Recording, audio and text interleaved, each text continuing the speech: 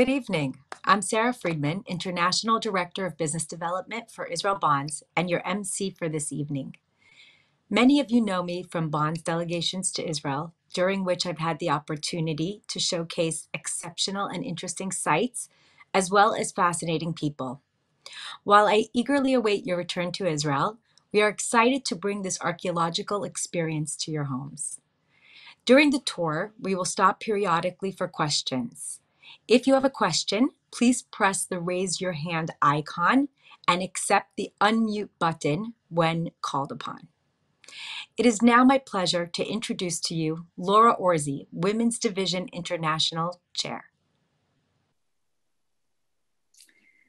Thank you, Sara, and shalom to you all. I'm Laura Orzy, Women's Division International Chair, and I'm speaking to you from Tel Aviv. I'm delighted to welcome you to this very special event hosted by our Women's Division. Women's Division is a vibrant group of strong, independent, and inspirational women who gather to share ideas and support the State of Israel through programming, events, and also delegations to Israel. Not only have those events and delegations strengthened our relationship within this unique group, they've also strengthened our connection with Israel.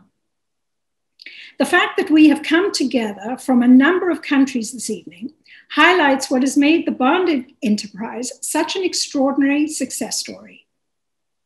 We begin our program in a way that truly highlights our unity with Israel. It's a great honor to introduce His Excellency Reuven Rivlin, President of the State of Israel, and to hear his impactful words and appreciation for Israel Bonds.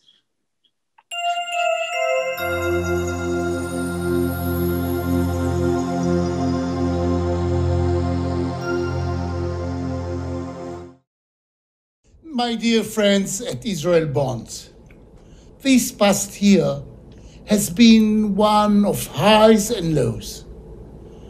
Only 9 months ago, around 50 world leaders came together here in Jerusalem to mark the liberation of Auschwitz-Birkenau, committing to fighting anti-Semitism and preserving the memory of the Holocaust.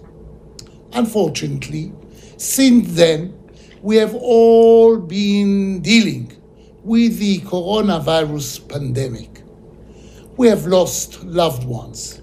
Our schools, synagogues, and community centers have been closed. And we still face great uncertainty about the future.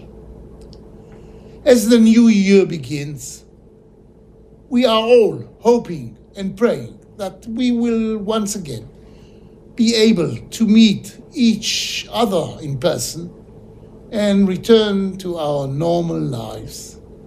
Dear friends, this has also been a year of peace.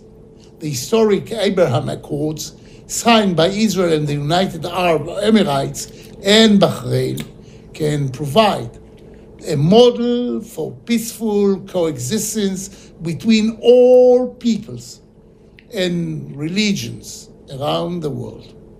I hope very much that this new spirit of cooperation will help us move forward with our Palestinian neighbors and with all the countries of the Middle East as well. May the coming year be a year in which the bonds between Israel and the diaspora grow stronger and stronger. I want to thank the leaders, members, and supporters of the Israeli Bonds for all that you do for Israel. So happy holidays. Chag Sameach, as we say. Chag Sameach from Jerusalem.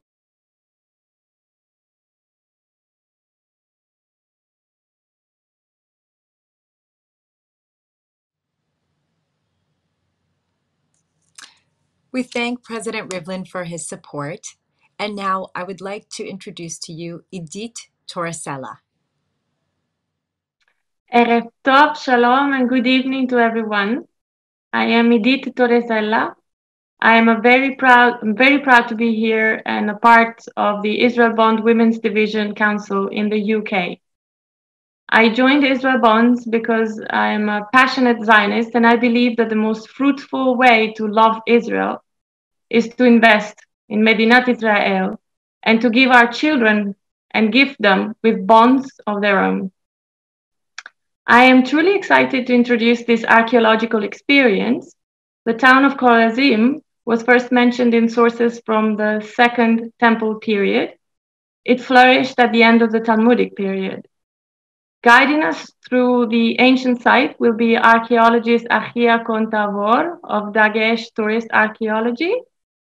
And Achia is currently a PhD candidate at Ariel University and an experienced field archaeologist. His excavations have included the Kotel tunnels, Ramla, Yodfat, the ancient synagogues of Arbel and Korazim. Now let's join Laura and Achia as they lead us on a journey back in time.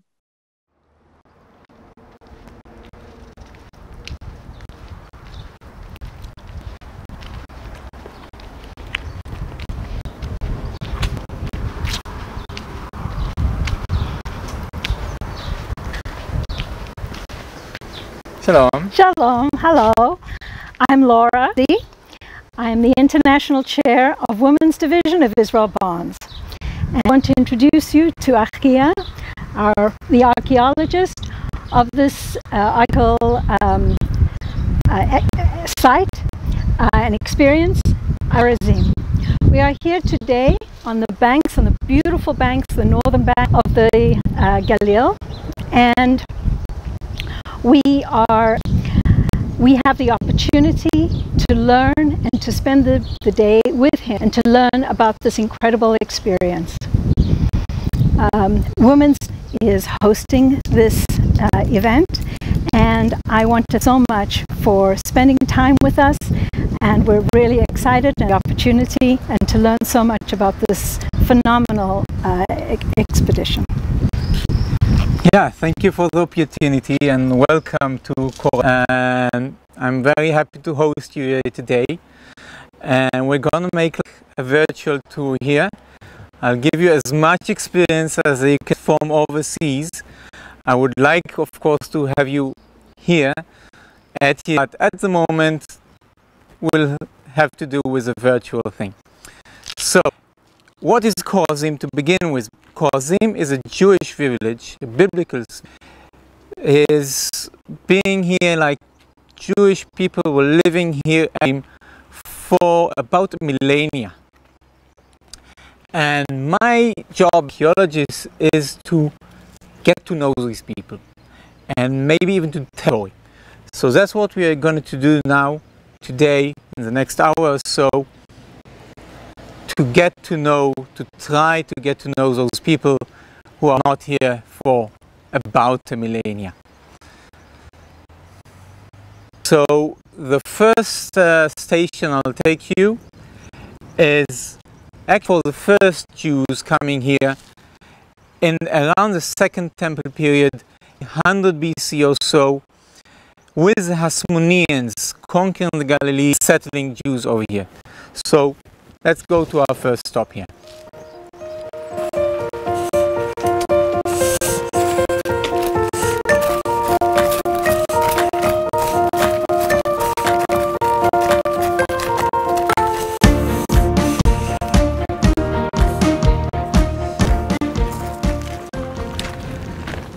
So, actually, what is archaeology? Archaeology for me is getting to know those people, as I said, and the part that they never left us any Facebook post or anything. We just have to know them by what they left behind, which is not much. It's a story to tell. Now, they've been here since now 1907. But nobody ever, the Jews, the first Jews that settled here at, as I said, BC with the Hasmoneans plus minus in the Second Temple era. We want to find them. We want to find their houses and maybe even synagogue. Because we now know, in the last decade or two, we know where synagogues in the time of the temple, meaning people prayed in synagogue, learned Torah in synagogues while the temple in Jerusalem was active. And how does a synagogue from the Second Temple look like? We know it from other sites that we have a hall with benches all around it and columns inside. And a couple of years ago, we stumbled upon this corner, which was not acted then, and we saw this large walls running down here with columns inside. So we thought might be the Second Temple period synagogue. Is it or not? You have to excavate to find that. You have to date it. You have to find pottery. You have to find coins inside that can date it. So I did excavate that, and unfortunately it is not to the Second Temple period, so it is not a synagogue. Later synagogue built differently, and we'll see that later. So it was a nice experience to know some of the people living here. It's a domestic house and but still it was very exciting to think that we might on that synagogue. Now, next thing, we're gonna get one of those people's very interesting parts of which would be the mikveh. So follow me.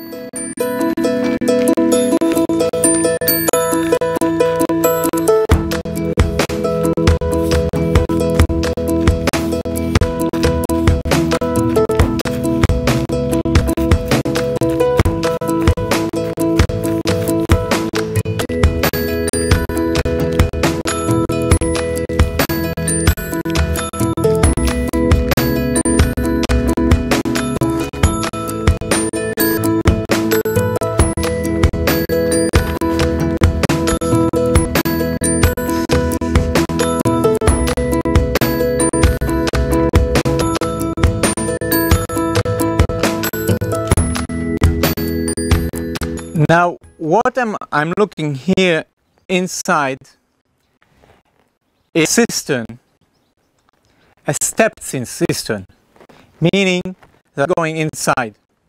And as I told you, it is a mikveh. And how do we know? Because there is no other cistern, water cistern, have people walking in with steps like you do have here. So what they used here is rainwater.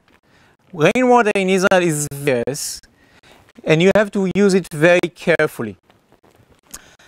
That used water just for ritual bathing, it's not cleaning, it's cleansing thing. It's the issue of purity. And purity and being is two different things. They bathe themselves in mikveh. And what we are used to, that women in mikveh once a month between the ages so and so, they had it differently.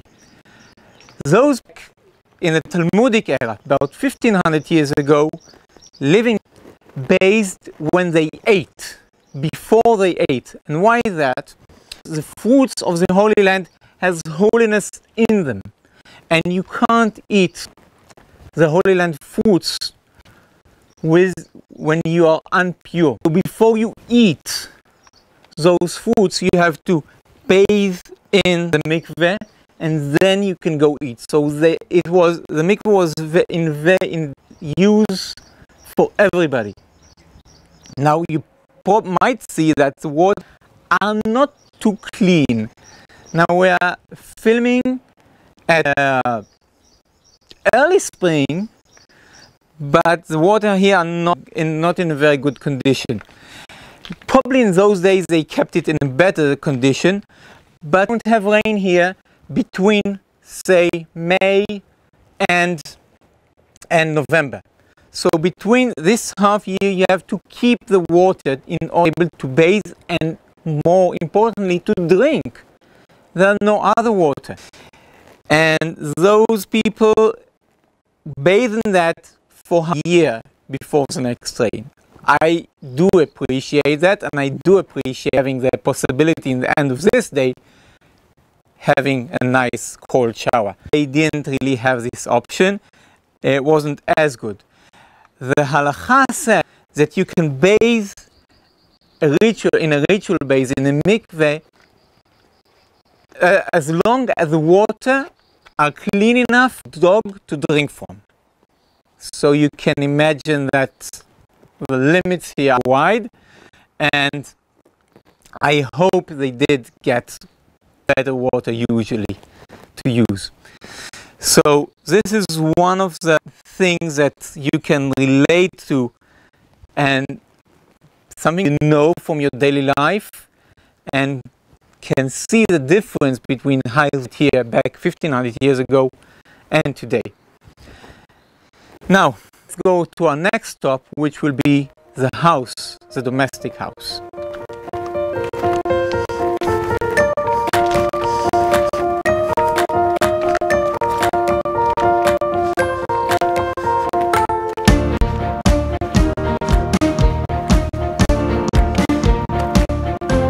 Okay, now we're going in to a domestic house, one of the wealthiest houses in Korazim, which we are currently excavating, not today, but you why.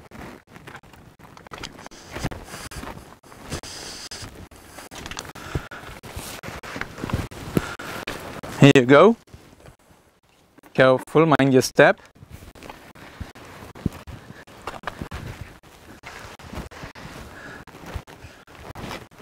Now, I know this looks you like a mumble jumble, but believe me, house, like if you can take a look and you see around me there are walls, lined stones, which were walls. This house was inhabited, as I said, for about, it was, people left it in the century, like exactly a millennia ago. Where did and why did they leave Korazim for good? It's a good question we're working on now. Okay. Hi. Now is a period of time that we will take questions and answers. I am reminding you, if you have any questions, to go to the bottom of the participant list, press the raise the hand icon, and press unmute when called upon. In the meantime, until we get your questions, I'd like to turn the program over to Achia. Hello, everybody. It's good evening for you everywhere you are. My name is Achia Kohn-Tavor, as told, and I live in Kibbutz Ma'ale Gilboa in the Galilee. I'm married to Hannah, which she's my boss actually, which is a very good deal. We have 4 kids, and I love being an archaeologist because I get to do so many different things and meet so many different people. Some of them are dead for a while, but still it's a very interesting thing. And I've got a surprise for you. These days I'm excavating in a very interesting site, might be the next virtual tour, is Yodfat. Yodfat is a Jewish village destroyed by the Roman legions in 70 AD, the destruction of the Second Temple, during the destruction of the Second Temple. And today, this morning, we found this in the excavation. I guess you can tell what it is. This is an arrowhead shot by the Romans, the Roman legions, on the Jews, the villagers at Yodfat. For me, it's very exciting to get to touch this moment in the Jewish history. And this is what I do in daily life, and I hope you get some of this sense this evening. So do we have any questions so far?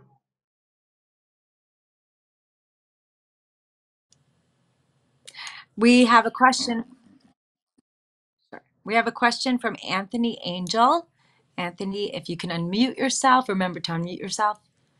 And yeah, can you hear me? Hi. Yes, we can. Korazim is on the edge of just a couple of kilometers from the Sea of Galilee, from Kinneret. And along the Kinneret, there are towns like Magdala that were destroyed. Josephus writes about them being destroyed immediately after the destruction of the temple. Why would Korazim not have been a target at the same time if the Romans were rampaging through the area? That's a great question. As you said, Josephus is our storyteller here, and we know that they targeted the sites, the villages that opposed them. For instance, Siporis, which was the capital of Jewish Galilee, surrendered and stayed intact. Yudfat and Gamla and Magdala, as you said, were opposing the legions and were destroyed. Otherwise, most of the Galilee was intact. And anyway, this way or another, also in Yudfat and also in Magdala, we have Jewish continuity centuries later into the Mishnaic and Talmudic periods, though some of the villages were destroyed, but the Jewish communities still continue to live centuries later. Achia, the next question that we have is from the Lee family. Again, please remember to unmute yourself, and the Lee family, please ask your question. Hi, good evening. Shalom. Am I unmuted? Yes. You're good. I wanted You're to on. ask you a question. Yes? I wanted to ask Yes. you a question about the mikveh. We've been to several places in Israel and also in other countries where they have mikvehs associated. And generally speaking, they seem to be more associated with synagogues or the environments of synagogue. And I don't think I've ever seen this a mikveh so far from a house as this one is supposed to be. It doesn't seem to have any connection at all to the house that you're suggesting it is associated with. Okay, so this is why you really need to someday come and see it yourself. But basically, this house wasn't excavated in whole. Only portions of this house were excavated, but this mikveh is in a house. Actually, most of the mikvehs were in domestic houses dug by the owners and used daily by the owners. Not many, rarely there are mikvehs by or in synagogues. As I said in the movie, people needed it in very daily life. So one mikveh for the whole village was unacceptable. So this mikveh, as many others, were in the domestic houses. So now we'll continue to look at this incredible site, and Achia will show us the olive and wine presses, which were so important to the culture and economy of Korazim. During the tour, if you have questions, feel free to raise your hand or press the icon, the raise a hand icon, while the video is playing, and we will ask and we will call upon you as soon as the segment is over. So now let's keep exploring.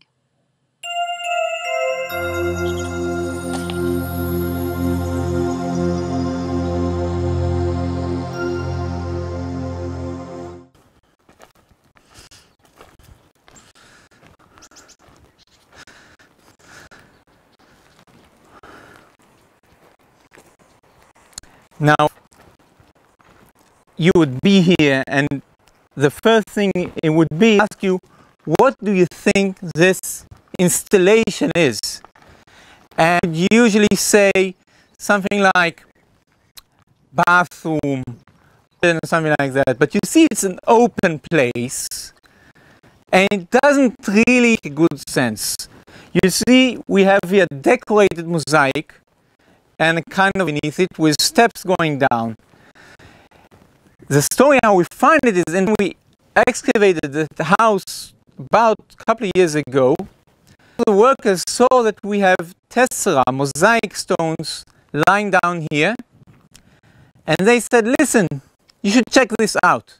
And we came here and we found this beautiful mosaic floor with this weird stuff. What does that make to me? For me as an archaeologist, from the first glance, this is a wine press. People made the wine here. You can imagine the people living in this house had their wine press here. Late, say September, something like that, they picking the grapes from somewhere in the hills around.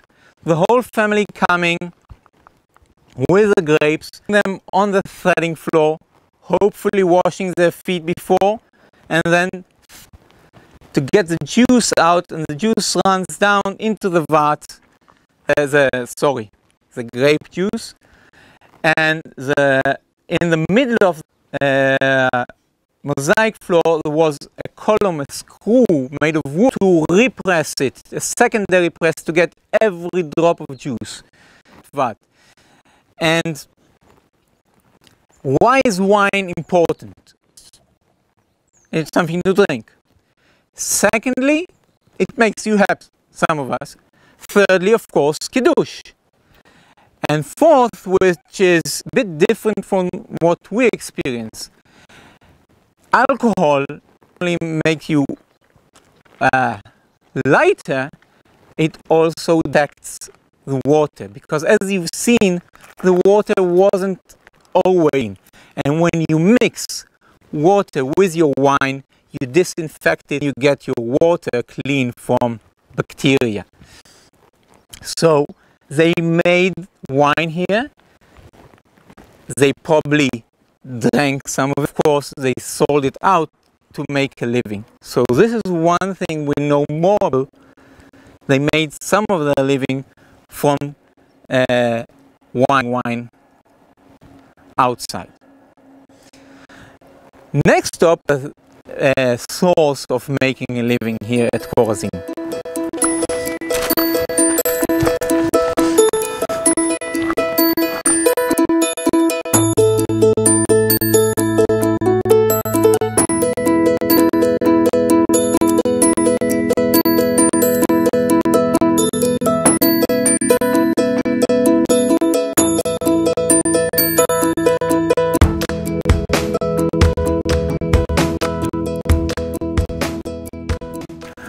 Okay,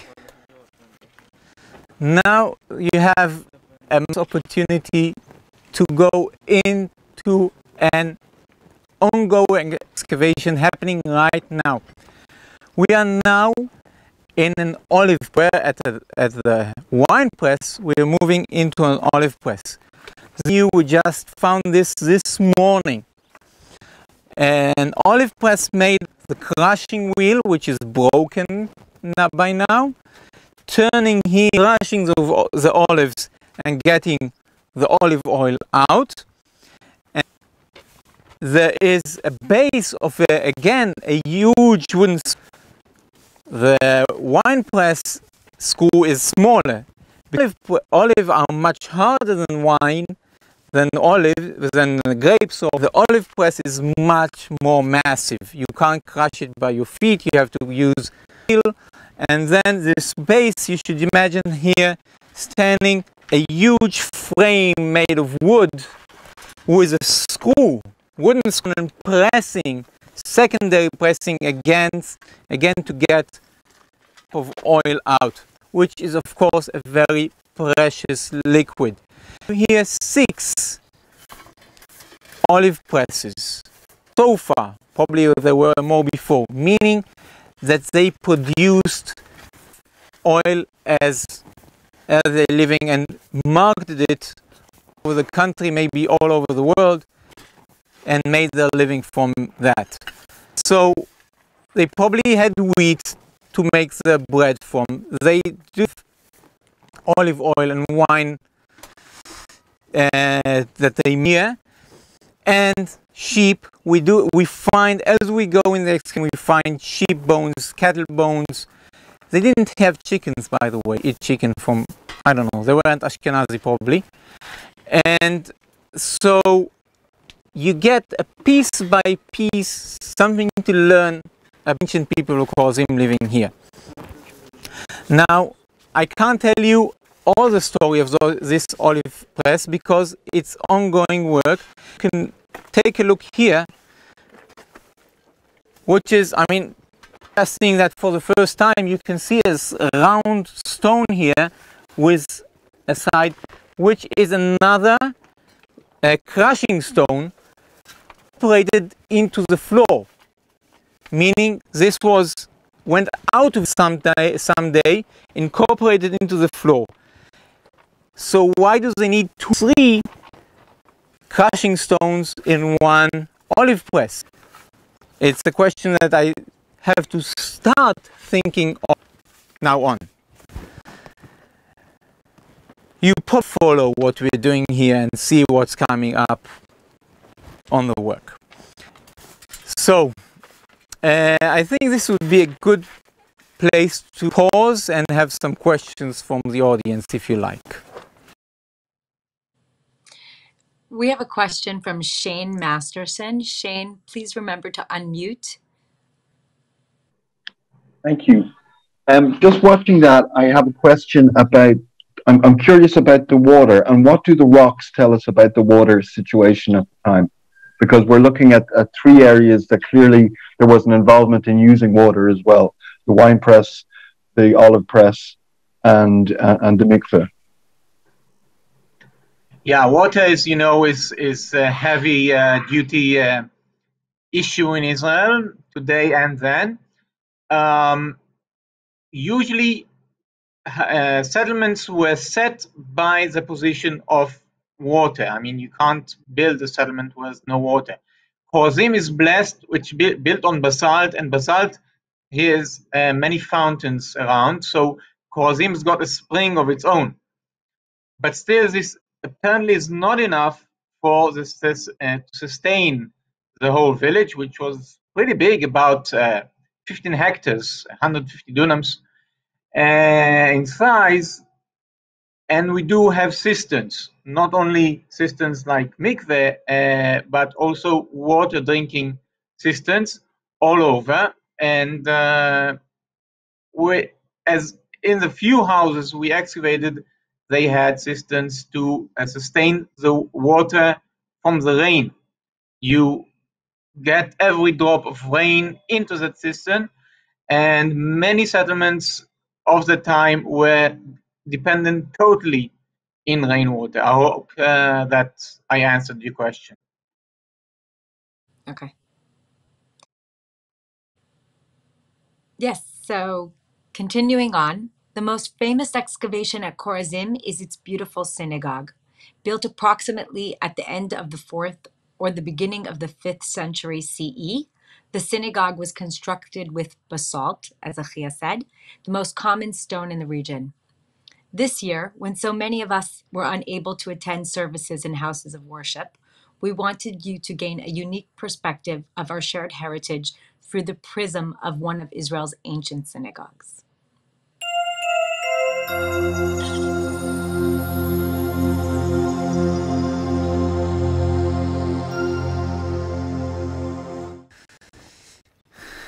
So, you should look up here and know this is a synagogue. And this is a Talmud synagogue, meaning 4th, 5th century synagogue. And some of it is reconstructed though, but still, when you go in, we will go in soon, try to think of the work, effort they put, the community put in this, because of course they had no governmental for that. The people had to save some money from the olive oil and so on, and to put it in work and to make this magnificent synagogue. This is all carved, as I said, from basalt. Basalt is a very stone, and this is actually the most elaborate basalt ever. And we will see some of the decorations. Take a look around where we go in.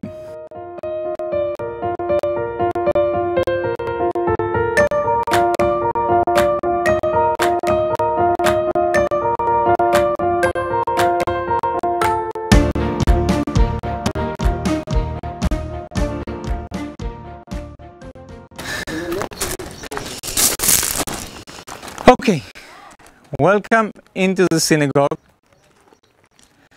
As I said, about Talmudic era synagogue. Now, it was excavated years ago and 40 years ago, and you see we're start excavation here, and I'll tell you soon what it is about. But take a look at the synagogue. There are a few questions yourself when you go into the synagogue. Probably most of us have been. Now, a synagogue always facing what? Facing Jerusalem, right? And here, Jerusalem is into the south. There, where you're standing, that, right? In the end, and people pray into the entrance instead of the ark. Where is the Holy Ark standing here? First question. Second, probably some of you have already noticed the decorations here would resemble something like more like, say, a Greek or Roman temple rather than a synagogue. We have here decoration of Medusa, the one from the Greek mythology. What is she doing in a synagogue? Otherwise,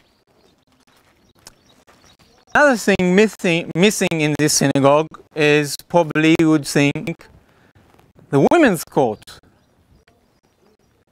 There is no division here. You can't divide this hall. I mean, we didn't find any division here. And this is, in all the ancient synagogues, we have those facing Jerusalem, the entrance, rather than the ark. The Roman Hellenistic architecture and division between men and women. To the men and women, first, there are a few options, okay? We don't have a real answer. First is that we didn't pray at all. Second is that prayed in hours. And the third would be that they prayed together. What probably some of you wouldn't expect from an ancient time synagogue. It's possibilities we don't really know. You can pick up your possibility. The facing Jerusalem thing is, as a person who goes to synagogue in Shabbat here and there, I can tell you why the oath is facing Jerusalem. Because when you are in the synagogue in Shabbat and you are late for prayer, and see that you're late. No, that's a joke. I don't know.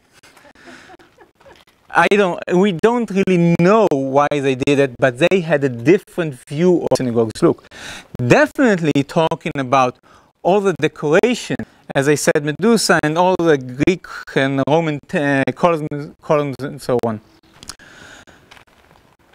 So, for me, what it tells me, before I start to ask why and where did they get inflation from and so on, we and them probably have different views of what synagogue. Makes you wonder, makes you think about even other things different. And would begin to answer, not that I have the answers, of course, but I would begin to answer, say, me wearing denim doesn't make me an American person. Probably those people praying here didn't believe in Medusa. They didn't pray, they did pray to their Jewish Lord. Probably that, and other Hellenistic are just for the decoration. They didn't have any liturgical meaning to them.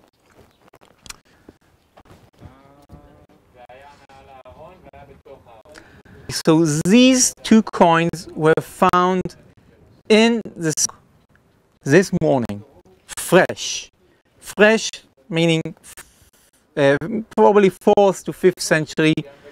I mean, it doesn't look like much, but when we take it into the laboratory and clean it and give it a date, which is of course very important as archaeologists to understand the civilization and the people living here. They had a weird habit of putting lots and lots beneath the floor in the 4th, 5th century when they built the synagogue. So we just started this excavation. We're going to talk about it. And we already have a couple of coins here. That's for you. Now, what is the excavation is about? As I told you, we know that Korazim was inhabited from the 1st century brought in here by the Hasmonean to settle the Galilee. We know from the current research that they already had synagogues, as I told you before. Now, where is that synagogue? We didn't find where else, but we do find pieces of architecture typical century scattered around in later buildings. This synagogue, which when we're standing in its entrance, is dated 4th century. So where is a synagogue of the 1st century? The synagogue from the time of the temple is a way in which Jesus himself preached. It says so in the New Testament. It would be immense to find a 1st century synagogue, as we have 10 of them total. And I would really like to get the ancient Second Temple synagogue of Korazim. Why we excavate here? The excavation back then, 100 years ago, didn't cover going underneath these buildings. They didn't believe, they didn't know about synagogues of the 1st century. As we have now the synagogues we excavate, like the synagogue of Arbel down here, I excavated a couple of years ago. We have the Second Temple beneath the later Talmudic 4th, 5th century synagogue. This is why you see we're opening the floor of the synagogue and going down. For me, it's maybe one of the most important excavations I ever did. Now, I can't tell you much because, as you see, we're done. But if you follow us, you probably will see in a couple of weeks, maybe a month, have an answer, hopefully. Do underneath our feet here a 1st century synagogue, which would be. Now, let's take a look at what's going on.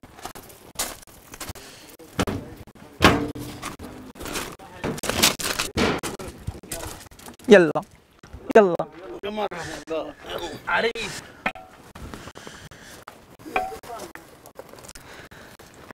This room, just outside the synagogue, it has benches. Benches all around. It's a long room with benches around. We do believe that there is a possibility that this was the Beit Midrash, where they taught Torah and so on. This is again from this. We have the floor of the Beit Midrash made of these large blocks, and it's ongoing. I have no idea what we have an inch of feet. What would be the big prize again would be to lift those stones, open the floor of this Beit Midrash, and maybe again finding former synagogue down here. And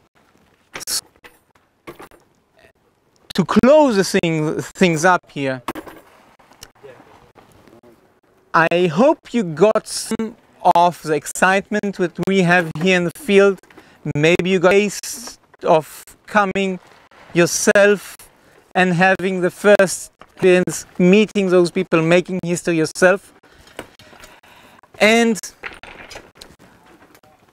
making history is about the whole pieces, the coins, the pottery, the glass, the bones that makes our story of those ancient Korazim, getting to know them a bit, just here and there. Shalom. We're getting to the end, and I really want to suggest whenever you like to hear more about our stuff, so be in touch with Bonds Israel that can get you more of this, and you can get in touch directly with me. And whenever possible to come to Israel, you can have a possibility to dig yourself in Korazim. And I'm not meaning to get you to do all the work, just like a couple of hour experience with me at Korazim. So you're very welcome. Find me in Google. First. Secondly, I have some things to show you here. First is Roman glass, a bottle. Very nice, nicely preserved. And this is an oil lamp. Oil lamp, 1800 years old, Mishnaic period. This oil lamp was used by Jews. How do I know that? Because these oil lamps had a decoration in the middle.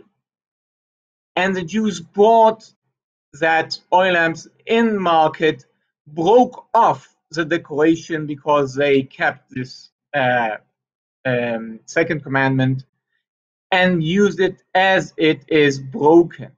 Whenever you find the broken oil lamp this way, you know it was used by Jews.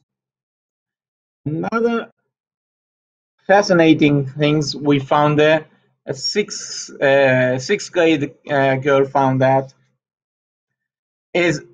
tells us a story about a specific person in Korazim. You know those Bedouin women having coins weeded onto their clothes. This is because this is their own property, their personal property, those coins, not only the decoration. One woman, I don't know exactly when and why, left all their possessions beneath a stone, and a kid found that. And this possession is a cliche of gold and silver. I'll try to show you. It's a bit complicated this way, but many coins of gold and silver. And she put all that huge amount of money beneath a stone and never came back. And I have no idea why, but I can really touch that moment in history when we find this with this stuff, and you can imagine the excitement finding this was immense. So Achia, we have one final question from Fred Weiser. Fred, please remember to unmute your call. Oh, sorry. Okay. So we have a final question from Fred Weiser. Fred, if you can unmute. Yeah, hi, how are you? Very interesting, thank you. How many people roughly were there living in that area? Do we know when it was a big city? It's a great question, which is very hard to answer. And I'll tell you why. So we know that the village is a big village, as I said, 150 dunams, 15 hectares. But to estimate how many people is very hard, because you have to first say how many houses were in the village in a specific time. And in this village, in this house, how many rooms were using for lodging, for sleeping, and how many people were sleeping in each room. If you multiply all this data, you would get roughly the number of people living in the village. We don't know that. The estimation based on Muslim Arabic village of the last century or two, you can say about 2,000 to 3,000 people, but a very roughly estimation. And then you have to take into account this represents the when the village was the biggest of any time. Probably there were times which it was smaller. By the way, very interesting to say, the village was the largest under the Muslim regime at the 8th, 9th century AD, and people tend to think that the Muslims destroyed the land of Israel and it was dissolved. So no, Korazim reached its peak in the 8th and 9th century under the Muslim regime. Okay, and we have time for one final question from Naomi. Naomi, please unmute. Oh, hello. It is very interesting. I was on the dig there 40 years ago. I don't know when the dig first started, but my sister found a coin before, probably 50 years ago. It was bronze Emperor Phocas in the synagogue area, which doesn't look as it is today. It looks, it was just flat and a few columns. Emperor Phocas, did he have bronze coins then? This is a bronze coin. And he wasn't there very long, I don't think. Yeah, so, you know, sometimes people ask me, how did the Jews use Muslim or Christian coins? I would ask, if you take an Israeli Arabs, they use shekels and doesn't make them Jews.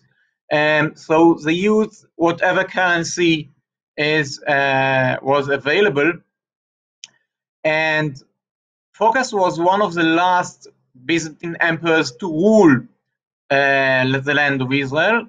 After that came short while came the Muslims, and he did have mainly gold coins, but yes, also bronze coins. And we're talking early 7th century AD, by the way. And we do find coins of this era just by a chance. The last coin found in that excavation of the synagogue was last July, is a bit later gold coin. I have it here, which is a Muslim coin. I hope you can see it clearly. You can see the Arabic lines on it. Very similar to the coins by Phocas, and this is 8th century. Very exciting to find this stuff. So I'm very glad to see that the people there that were there 40 years ago and 50 years ago can still relate to the place and even find such an interesting things like coins in field. That's very interesting. So to conclude our program, I would like to call on Pastor Luc Heinrichs from Belgium. Good evening, everyone. I'm Pastor Luc Heinrichs from Belgium, and I just want to take this opportunity to say a great thank you to Achia for this fascinating tour. It was absolutely exciting. I would love to go back to Israel and have you as a tour guide, you know, because my wife and I, we lived in Israel for close to 10 years, and we actually lived in the Galilee for about a year. We lived just next to the Arbel Cliffs. So I'm sure you know where that is. And we had the view of the lake from our little apartment there. We really have great souvenirs from Israel. You can see from our house here in Belgium, right behind me, you can see Mount Hermon on this painting. We brought this back with us when we came back to Belgium about 20 years ago now. And but not just objects, we also brought a living souvenir, which is our son. Our son was born in Israel 20 years ago in Bnei Brak. So we have kept a very strong connection with Israel. And of course, because we are Christians, our faith and our reading of the Bible also connects us in a very strong way with this land and its people. And of course, you know, I'm sure that Jesus was also in Korazim, and he did not have very flattering words to say about the city, because unfortunately, both Korazim and Bethsaida, which is just a few kilometers away from there, both were cities where he could not really perform many miracles. That's what it says in Matthew 11:21 and in Luke 10:13, where he basically curses the city. But I was very fascinated to hear that the city continued on for, you know, at least 400 or 500 years after he was there. So thank you again for this fascinating tour of Korazim. When my wife and I went there 25 years ago, it was not near the way it looks today. You know, they didn't have all these beautiful pathways and the ramps going up to the synagogue and things like this. So you've done a great job. And there is something so wonderful about, you know, when we can witness the revelation of a piece of Israel's history. And we can't wait to see how your excavation is going to progress. And although we are participating from many different countries around the globe, around the world, today's exploration demonstrates in a most dramatic and impactful way how this land of Israel really means so much to each one of us. And I want to let you know that our hearts are still in Israel.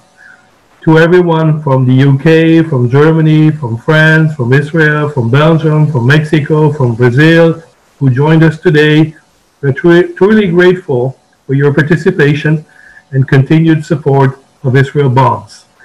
And until next time, I would say shalom, stay healthy, and stay safe. Thank you again, Pastor Luke, and thank you everyone for joining. Until next time, stay safe and lehitraot.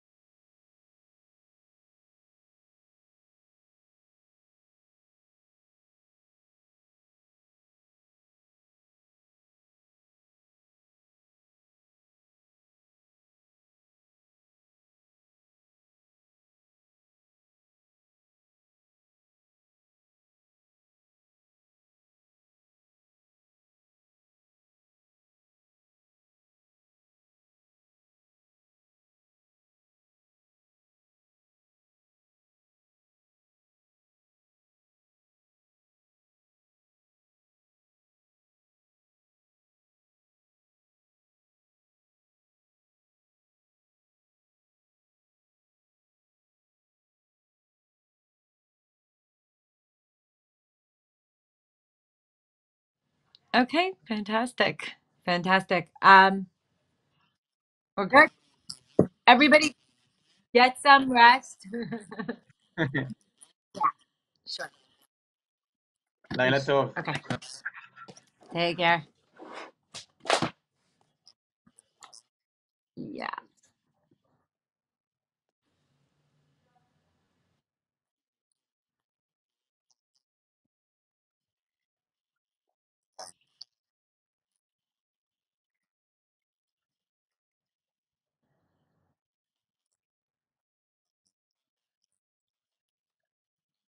Yeah, no, 100%.